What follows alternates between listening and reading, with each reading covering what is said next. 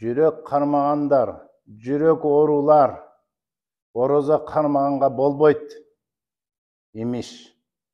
Ким айтты? Доктор айтты. Мен силерге айтам, кардиология эң көп өлүмгө алып келген ушул. Жүрек оору, кан басым көтөрүлгөндөн өлгөндөр эң көп болуп эсептелинет.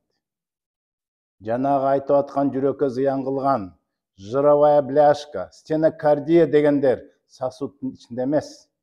Ал ошо мембрана, сосуд менен жанагы мышцалардын ортосунда. Аны эч кандай бир дары тазалабайт.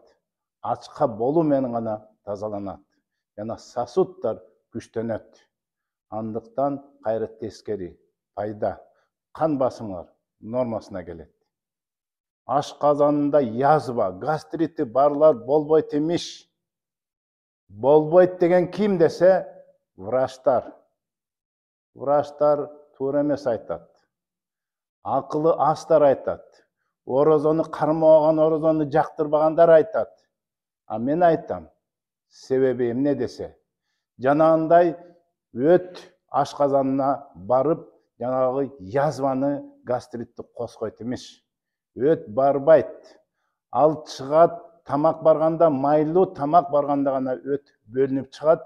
Бөлүнүп чыкканда дагы сфинктер аркылуу жана 12 эл ичегиге барат. Тамак барса ашказанга, жок болсо жанагындай ичегиге кетип, кайра перистальтиканы орнап келип, эң жакшы абалда ашказанды тазалайт. Ичеги ашказандарды тазалаган мисалы 3-4 күнгө чейин оозуңар сасып турат го. Андайын сасыбай калат. Эмне үчүн? Ошо 3-4 күн абдан тазалануу процесси жүрүп турат. Керек болсо ал кайра пайда. Жана аялдар колдонуп калгыла.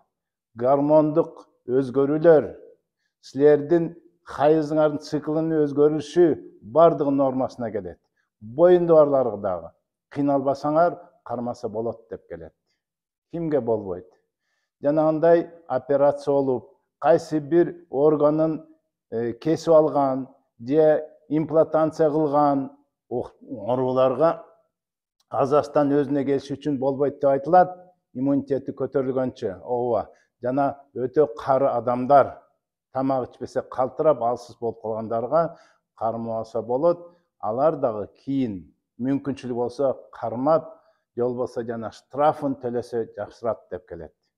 Андыктан орозо бул пайдалуу, зыяндуу нерсени Аллах Таала бизге буйрубайт. Кайра пайда жагын пайдаланып, ден соолукту чыңап алгыла. Чыңа алалы чогуу. Ассаламу алейкум.